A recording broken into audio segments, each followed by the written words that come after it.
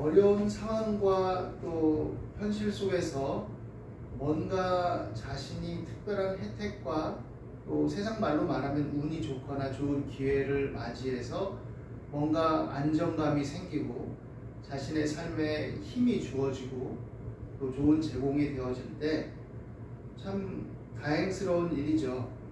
그렇게 되었을 때 그러한 자신을 또 참 다행스럽게 여기면서 지금 상황이 현실이 처한 환경이 이런데 나는 참 운 좋게도 다행히도 거기에서 벗어나서 이렇게 안정적으로 살아갈 수 있게 되었구나, 또 더군다나 힘있게 살아갈 수 있게 되었구나 라고 생각한다고 해서 인지상정이기 때문에 그 사람을 막 비난할 수는 없을 겁니다. 물론 그런 힘과 또 안정감을 가지고 다른 사람을 이용해 먹고 유린한다든지 탐욕을 부린다면 조금 더 달라진 얘기가 될 수는 있겠죠. 모세는 민족적인 힘겨움과 어려운 시기와 상황이 다가왔을 때 그가 버려져 죽을 뻔했지만 하나님의 섭리 안에서 바로의 공주의 양자로 살게 됩니다.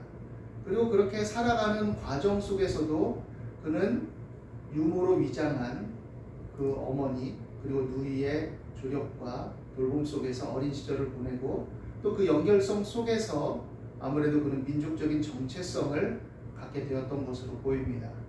그는 물에서 건져낸 자라는 이름, 모세라는 이름으로 불려졌고 그가 애굽의 왕국에서 왕자들 중 하나로 지내면서 또 문물을 익히고 힘있게 장성하게 되었지만 그럼에도 그 마음과 생각의 중심에는 이스라엘 민족이다라는, 히브리 민족이다라는 정체성을 확고하게 가지고 있었습니다. 그래서 그는 민족을 위해서 뭔가를 하기를 꿈꿨던 것으로 보여져요. 민족을 위해서 뭔가 나는 이런 일을 해야지 라고 생각했던 것으로 보입니다.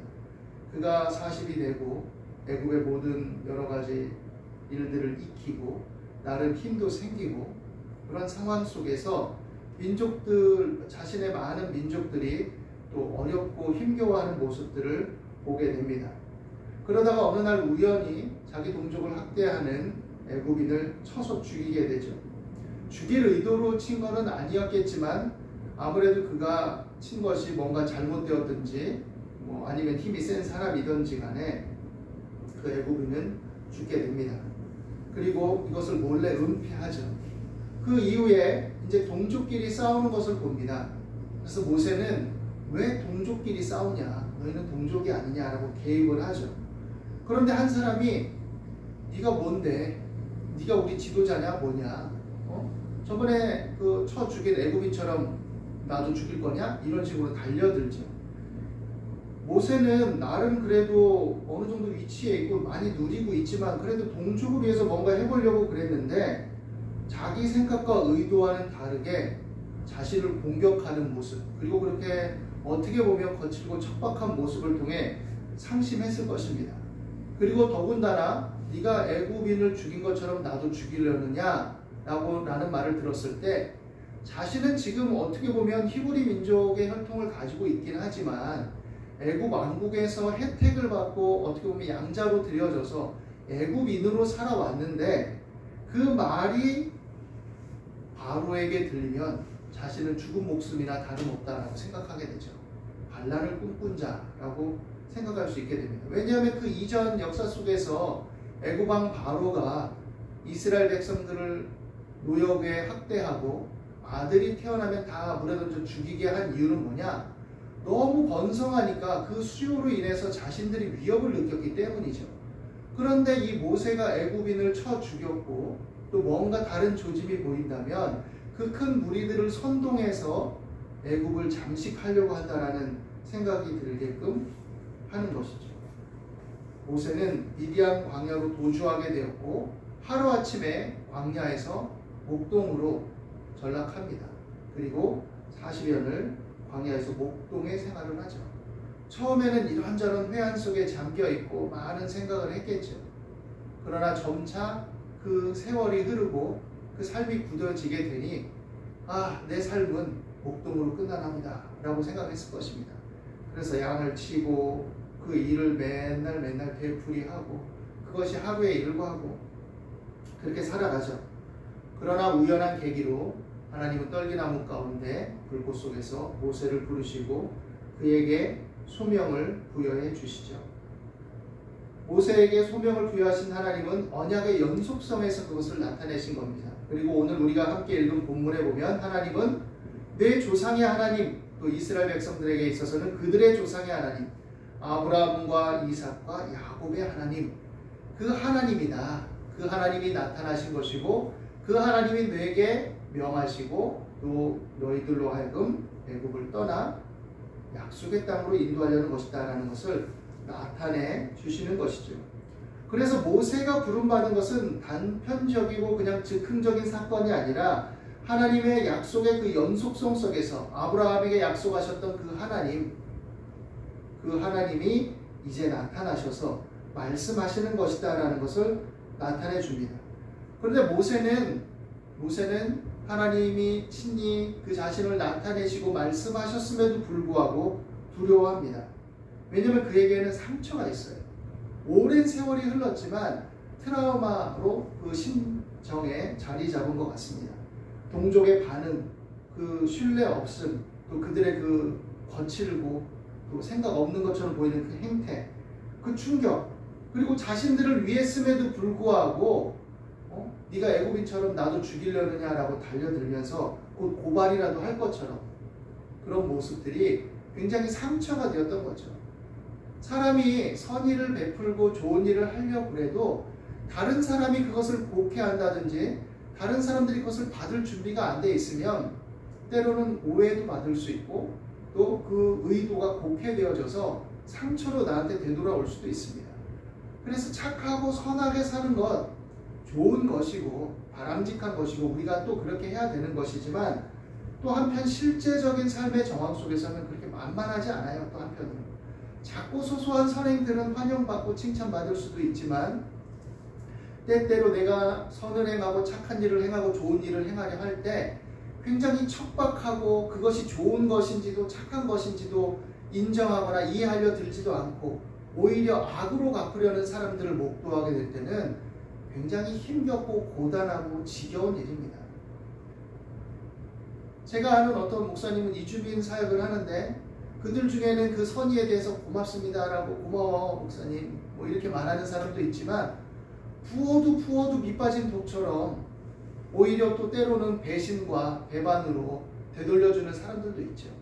그것이 사람을 사실은 얼마나 지치게 하는 줄 몰라요. 굉장히 고단하고 피곤하게 합니다. 예수님이 이 땅에 오셔서 사역을 행하실 때 예수님도 마찬가지였죠. 그들이 환호하고 찬사를 보내고 다윗의 자손이여 라고 소리를 지르고 대단한 분이다 라고 하고 많은 무리가 따랐지만 예수님은 그랬기 때문에 인간의 그 변덕스러운 마음을 아셨기 때문에 사람의 마음의 정에 의존하지 않으셨다라고 말씀합니다. 그리고 그럼에도 불구하고 그 약함과 상처와 아픔과 허물을 그 죄와 허물에 시달리고 있음을 그 고통을 알았기 때문에 그럼에도 불쌍히 여기시고 그럼에도 자비와 긍휼을 베푸셨다라고 말하고 있습니다. 그리고 그 정점으로 모든 죄와 저주와 질고를 담당하시고 십자가를 지시고 피 흘리시고 대속의 은혜를 이루신 것이죠. 모세는 이 트라우마 때문에 내가 가서 말해봤자 그들이 믿어주지 않으면 어떡합니까? 네가 하나님이 너에게 나타났다고 뭘로 보증할 거냐? 라고 얘기하면 어떡합니까? 두려운 것이죠. 한편으로는 또 상처가 있는 것이죠.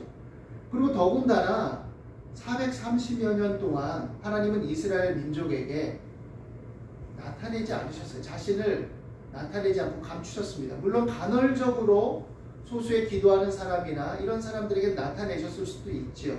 왜냐하면 이제 중간기 시대라고 말하는 신약 시대와 그 구약 시대의 그 중간이 되는 그 시대 속에서도 하나님이 이스라엘 민족에게 또한 전체적으로 나타내지 않으셨지만 여선지자 안나라든지 또 다양한 몇몇 사람들을 통해서는 기도하게 하시고 앞날도 나타내시고 이런 일을 하셨다는 것을 우리는 복음서를 통해서 엿볼 수가 있죠. 그럼에도 불구하고 잠잠하셨습니다. 그러니까 이스라엘 백성들도 이제 뭐 하나님은 우리와 먼 그런 존재인 것처럼 여겨질 수 있죠.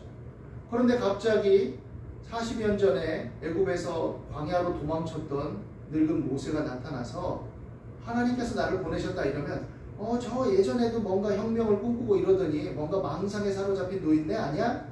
이렇게 말할 수도 있죠. 그때야 애굽의 왕자 신분이고 뭔가 전도 유망하고 힘도 있고 이런 사람이었으니까 그럴 수 있다 하지만 이제는 광야로 내쫓기고 도피자 신세가 돼서 40년 동안이나 목동으로 살았는데 무슨 힘이 있고 자기 주제에 무슨 이 대제국 애굽에 와서 이스라엘 백성들을 지도하여 이끌어낼 것인가 라고 말할 수가 있는 것이죠. 그래서 이제 모세는 낙심하고 또 두려운 겁니다. 가기가 힘든 거예요.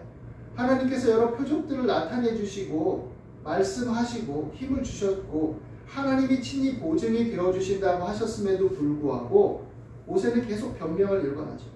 나는 입이 뻣뻣하고 혀가 둔한 자입니다. 말이라도 잘해야 될 텐데 나는 지금 광야에서 40년 동안이나 보내면서 목동으로 살았기 때문에 뭔가 학문을 익히고 또 대화를 하고 또 정사에 함께 참여하고 이런 경험도 없고요. 저는 입이 뻣뻣하고 둔하고 다 굳어져 버렸습니다. 이렇게 말하는 거죠. 그런데 하나님이 누가 네 혀를 쥐고 입을 졌냐? 내가 너와 함께 하겠다. 보증을 하시죠. 그럼에도 변명하고 일관합니다. 회피합니다. 근데 네 형 아론, 레위 사람 아론이 있는데 그냥 말 잘하는 거 내가 안다. 함께 붙여주마. 이렇게 하시죠. 그리고 이제 하나님께서 계속 격려하시고 또 보내게 됩니다. 모세가 입이 뻣뻣하고 혀가 둔하다라고 하는 자기 평가를 내린 것, 어떻게 보면 그 시점에서는 어느 정도 설득력이 있을지도 모르겠습니다. 세월도 많이 흐르고.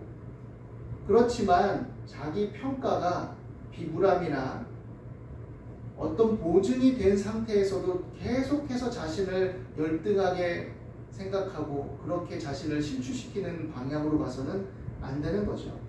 사도행전 7장 22절에 보면 스데반 집사가 모세를 평가할 때 뭐라고 얘기하느냐? 말이 능한 자다. 참 아이러니하죠? 자기는 그렇게 평가했는데 다른 사람, 또 역사적인 평가에 있어서는 말이 능한 자다라는 시각이 나옵니다. 그것은 두 가지 관점에서 생각해 볼 수 있어요.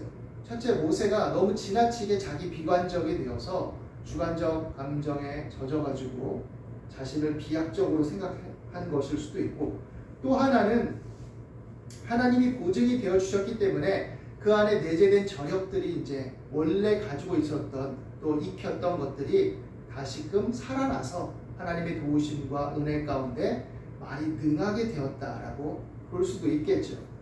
여하간 자신을 객관적이고 중립적으로 판단할 필요는 있지만 스스로 과소평가해서 또 상처와 실패감 속에 젖어 있는 것은 긍정적인 것은 아니죠. 바람직한 것도 아닙니다. 그리고 그러한 연약함과 또 허물과 상처들이 가능성이나 기회에 대한 도전까지 억압하고 또 저버려야 된다는 것을 의미하진 않아요. 신앙적인 차원에 있어서도 우리는 믿음으로 나아갈 때 내 자신에 대한 지나친 생각과 지나친 집착이 오히려 믿음을 흐트러뜨리고 신앙을 실패하게 만들 수도 있다는 것을 알아야 됩니다. 이것은 일반적인 차원에도 적용이 돼요. 우리가 삶을 이루어 나갈 때 주변 상황, 내게 주어진 여러 가지 일들, 내 어떤 상태 이런 것들에 지나치게 매몰되면 오히려 주어진 자원이나 상황이나 환경이나 기회에 나를 던졌을 때 그 상황과 환경의 마주침들이 여러 상황들을 만들어내고 여러 만남들을 만들어내고 그리고 역동적인 상황 속에서 기회들을 이루어 나가게 하는 것이 세상의 이치인데, 세상의 삶의 일인데 아무것도 안 하고 위축시키고 자신을 뒤로 가게 만들고 그 자리에 정체하게 만들면 이뤄질 일들도 안 이루어지죠. 만남도 안 생기고 어떤 환경적인 여건의 변화와 역동성도 맞아들일 수 없습니다. 그러니까 사실은 무언가 기회가 주어지고 또 기회를 창출하기 위해서는 뭔가 만나고 뭔가 일이 이루어지기를 원한다면 때로는 실패와 또 장벽도 감수하면서 던지는 겁니다. 전진해 나가야 앞으로 나가는 것이지 가만히 있으면서 여기에는 뭐 가시밭이 있고 저기에는 절벽이 주변에 있고 저기는 뭐 또 들짐승이 나온다고 하는데 이러고 앉아있으면 늘 그 자리에 있는 거죠. 그러나 그런 상황들을 보면서 그러면 밧줄을 준비하고 몽둥이라도 준비하고 뭐 튼튼하게 하고 일단 가자라고 가다 보면 거기에 동료를 만날 수도 있고 주어진 환경에 변화가 있었을 수도 있고 내가 모르던 상황들이 전개됐을 수도 있고 내가 가시밭이라고 여겼던 곳이 정비 작업이 돼서 탄탄대로로 만들어졌을 수도 있고 그건 모르는 문제입니다. 시대와 상황과 환경에 따라서 변형이 되고 변화가 일어나게 되는 것이죠. 자신을 객관적이고 중립적으로 판단하는 것은 좋은 것이지만 그러나 그것이 비굴함과 상처에 대한 얽매임과 지나친 자기 집착으로 귀결되는 것은 타당하지 않습니다. 그리고 신앙적인 차원에 있어서도 믿음으로 나아가야 될 때에 있어서 너무 자신에 집착돼서 하나님의 말씀을 붙들고 도전하는 것을 저해하고 위축되게 만든다면 그것 또한 생각해 볼 문제인 것이죠. 흔히 전도하고 이러다 보면 사람들은 한편으로는 뭔가 치료와 회복과 구원을 열망합니다. 막 기독교에 대해서 비아냥거리는 사람들도 때로는 얘기하다 보면 그 속에는 그래도 기독교 제도 안에 있는 사람들의 문제점들은 알고 있지만 하나님에 대한 갈망이 있는 사람들이 있어요. 그럼에도 불구하고 하나님이 잘못한 건 아니죠 이러면서 그럼에도 불구하고 하나님께로 오기를 권하면 자기 모습 또 자신의 형편, 자기의 상태, 지나온 삶의 어떤 잘못들 그런 여러 가지 것들에 집착된 나머지 하나님 은혜로우시죠라는 것까지 인정하지만 거절하거나 회피하거나 나오지 못해요. 근데 하나님은 그 모든 것까지도 다 허용하시고 나오라고 하시는 것임에도 불구하고 자기에 집착된 사람은 늘 자기를 버리지 못하고 자기 속에 끝나버립니다. 가룟 유다가 예수님을 배반하고 잘못을 깨닫고 후회하고 그 받은 은혜를 대제사장들에게 갖다주고 내가 잘못했다. 무죄한 피를 팔았다. 반성하고 뉘우쳤죠. 그런데 그렇다면 예수님께 나와야죠. 그렇지 못하고 그 사람은 항상 혁명도 자기 생각과 판단 속에 이루어져야 되는 사람이고 예수님의 개혁도 예수님의 구원도 자기 생각과 판단 속에 인간적인 정치적 행동으로 이루어내야 되는 것이고 그것이 좌절되니까 예수님을 선동해서 뭔가 이루도록 액션을 취하도록 조작하려고 하다가 그게 안 되니 스스로 이제 자신이 잘못했다는 것을 인정하고 나서는 예수님께 나와서 회개하고 용서를 구하고 그리고 나서 그 다음에 이러든 저러든 해야 되는데 스스로 또 자기가 자기를 결정해 버리는 거죠. 그래서 결국 스스로 목숨을 끊게 되는 거죠. 사람은 상처가 있고 아픔이 있고 힘겨움이 있고 또 여러 상황과 환경 속에 접하다 보면 그런 경험치들이 누적돼서 비약적으로 될 수도 있고 나아가는 걸 주저하기도 하고 그럴 수 있습니다. 그런데 우리 그리스도인들은 하나님 안에서 믿음을 가지고 사는 사람들이죠. 믿음을 가지고 나아간다는 것은 나의 연약함과 한계를 인정하지만 그럼에도 삶에서 하나님이 주신 이성과 감정과 의지와 나의 생명을 하나님 안에서 힘있게 건강하게 역동적으로 그 생명을 누리며 살아간다는 것을 의미합니다. 맨날 기도하고 찬양만 하는 것이 신앙생활이 아니라 하나님의 말씀만 읽고 그냥 교회 안에만 있는 것이 신앙생활이 아니라 그 힘을 가지고 세상 속에서 나가서 주어진 삶의 구조와 제도와 여러 문화적 상황 속에 하나님의 자녀로서 역동적으로 추구하고 주신 것들을 통해서 뭔가 실현을 하고 그것을 통해서 주변을 이롭게 하고 내게 주신 삶을 기쁨으로 이뤄내서 성취하는 것도 하나님이 원하시는 일이고 기뻐하시는 일이죠. 그리고 그렇게 살아가기를 원할 때 우리는 믿음으로 하나님을 붙들고 주어진 삶에서 최선을 다하는 것이죠. 그럴 때 우리는 그 속에서 하나님의 쓰임새에 맞게 쓰임을 받는 것이고 또 세상의 제도나 여러 가지 상황과 현실 속에 직접적으로 들어가서 그 속에서 빛과 소금의 역할을 감당하고 하나님의 자녀로서 여러 주변을 이롭게 하고 많은 사람에게 도움이 되고 또 나 자신도 그런 힘을 누리고 기쁨을 누리고 좋은 열매를 맺고 주신 생명의 은혜를 마음껏 만끽하는 것이죠. 그렇기 때문에 우리가 주어진 삶의 현실과 상황들을 판단하고 또 자신을 바라보고 객관적인 성찰을 하고 다 좋지만 그러나 그 속에서도 하나님을 늘 붙들고 하나님의 말씀을 의지하며 나갈 수 있게 되기를 바랍니다. 그리고 하나님 은혜 안에 거할 때 나의 연약함과 허물이 또한 하나님 안에서 긍휼과 자비로 용납되어진다는 그 사실을 인해서 감사하면서, 그렇기 때문에 감사와 그 은혜에 대한 또 열매로서 하나님의 선하시고 기뻐하시고 온전하신 뜻을 추구하며 나아가게 되기를 바랍니다. 오늘 이 모세와 관련된 이 이야기가 주는 교훈들이 각자에게 하나님을 믿고 의지하는 데도 힘이 될 수 있기를 바라고, 또 하나님의 살아계심과 역동성을 누리는 그런 근거의 말씀으로서 열매가 되기를 바랍니다. 기도하겠습니다. 하나님, 오늘도 우리와 함께 하심을 감사합니다. 우리는 때때로 입이 뻣뻣하고 둔하고 또 여러 상처와 아픔, 또 주어진 삶에 오래 지속된 경험치들이 위축되게 만들고 힘겹게 하며 두려워하게 하고 또 일상에 낙심하며 삶을 무기력하게 만들기도 합니다. 그러나 하나님, 모든 염려, 근심, 걱정을 주께 맡기게 하여 주시고 하나님 주신 삶과 생명을 힘있게 적극적이고 능동적으로 도전하며 살아가게 하여 주시옵시고, 또 그 안에서 하나님의 뜻을 이루며 하나님께 영광 돌리는 기쁨을 맛볼 수 있도록 인도하여 주시옵소서.